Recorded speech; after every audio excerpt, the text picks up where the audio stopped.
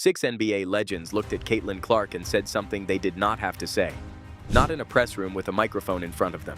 Not in a caption drafted by a publicist. They watched her play basketball, and the part of their brain built by decades of elite competition simply would not let them stay quiet. Ability 1. The shot release. Steph Curry.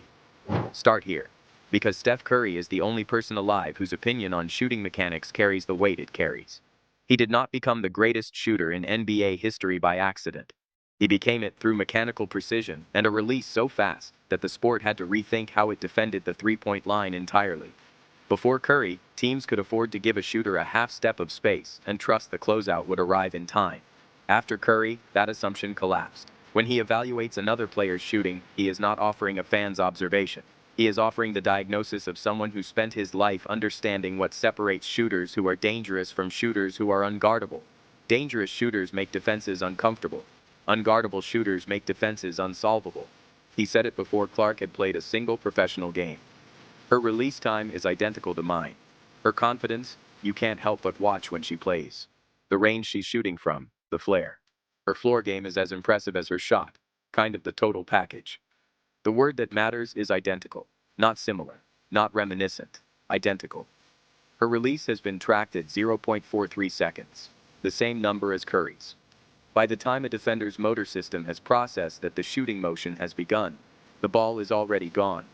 The only defensive answer is to deny the catch entirely, which opens the drive, which opens the skip pass. Exactly how Clark uses her shooting as the engine of everything else. That is not enthusiasm. That is expertise identifying itself in a mirror. Ability 2. Transcendence. LeBron James. LeBron James has been the most complete basketball player of his generation for 2 decades. His basketball IQ is the specific quality coaches and teammates describe as the thing that most separates him from players with comparable physical gifts. But the reason his words matter is not what he said about her game. It is what he revealed about himself when he said it. I know exactly what it means to be drafted, be the face of a franchise, and get the scrutiny from people who don't believe you're ready. I remember coming into the league at 18, how many people doubted me and hoped and prayed that I'd fail. I've been in support of her since day one, because I remember going through that myself. She's a transcendent player. We all saw that at Iowa, and I knew it would translate. LeBron is not saying she is great. He is saying she is going through what he went through, and he knows exactly how the story ends. He framed Transcendent as a recognition of a quality independent of wins and losses, a presence that shows up before the proof does. The CC effect. Welcome back. You were missed after her return from injury. If you don't rock with Caitlin Clark's game, you're a flat-out hater during her rookie season. Not the posts of someone managing a public image. The posts of a competitor who watches basketball the way other people breathe. Ability 3. The passing. Kevin Durant. Kevin Durant has spent his career being evaluated through one narrow framework. Can he score? 30 points a game for over a decade. 2 championships. 2 finals MVPs. Because he is defined by scoring, the world misses what he is actually watching. The passing, the IQ underneath the points. On his podcast in 2023, she's getting her teammates involved. I watched them play Louisville, and the way they moved the ball off of her was just perfect. She can draw so much attention, and she's just baiting the defense in while still making the cross-court pass. That's just muscle memory. Muscle memory. Durant is not using that word casually. He is talking about the specific quality of a player whose reads have been repeated so many times they no longer require active processing. The cross-court pass that arrives before the defense has finished rotating is a pattern so deeply encoded it executes itself. From a Washington Post interview during her senior season, when you couple her edge with her skills and her IQ, that's what makes her rare. She has that dog in her. She's trying to do everything for her team because she can't lose. Durant did not describe a shooting talent. He described a competitive character, a player who cannot let moments be too large, and recognized it because he knows exactly what it looks like from the inside. Ability 4. The toughness. Dwyane Wade. Dwyane Wade won 3 championships. But what he is most remembered for is not the rings. It is the moments. The fourth quarter possessions where the player has to decide whether the moment is too large or whether they are. Wade made a career of deciding the moment was never too large, driving the paint every night knowing he was going to get hit, getting up, and driving it again. He understands toughness not as a personality trait but as a technical skill. When the conversation erupted in 2024 about how Clark was being treated, the hard fouls, the Kennedy Carter hit, the late whistles, Wade cut through the noise. I know what happened my rookie year. Jamal Magloire and PJ Brown tapped me up every time I ran through the paint. People say hazing, but this is all a part of, you gotta show us you're built for this league. You're talking about some of the greatest athletes in women's sports. What do you think they're going to do? Let someone come in and give them 30? And Caitlin is going to do the same thing when she gets a rookie coming in.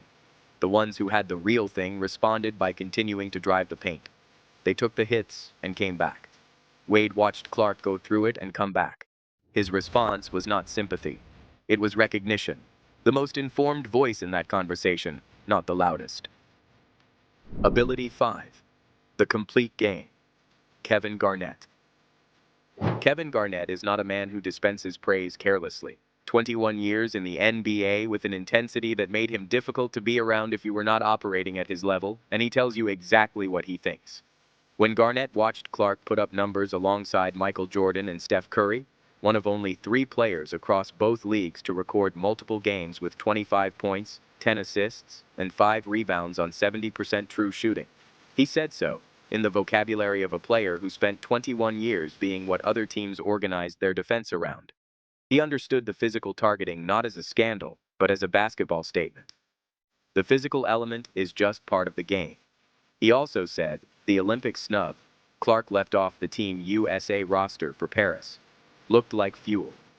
Someone had handed a competitor a reason. The range that survives the moments designed to diminish it is something else entirely. Garnett saw it. Ability 6. The Standard. Diana Taurasi. Diana Taurasi told Scott Van Pelt on ESPN before Clark had played a single professional game. Reality is coming. There's levels to this thing.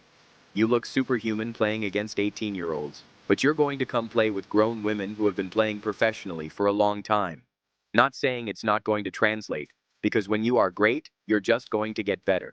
But there is going to be a transition period. The basketball world heard it as a warning. What it actually was is more honest. Taurasi is the most exacting standard setter in the history of women's professional basketball. 5 Olympic gold medals, 3 WNBA championships, the league's all-time leading scorer for 2 decades. Her statement was not a dismissal. She explicitly said the game would translate, and she was describing the adjustment period from the experience of having been the most gifted player entering the sport for nearly 2 decades. Then Clark arrived. Rocky first 2 weeks. Shooting struggles, turnovers, exactly the transition Taurasi described. Then the adjustment. 19.2 points, 8.4 assists, 5.7 rebounds. Rookie of the Year. All WNBA first team. The worst team in the league. Now in the playoffs. When Clark congratulated Taurasi on her retirement on live television, the response was 5 words. Unfortunately, reality is coming to me now. The Hall of Famer who set the bar, watched it get cleared, and said so publicly. What 6 legends seeing the same thing actually means. Steph Curry calling her release identical to his before she had played a professional game.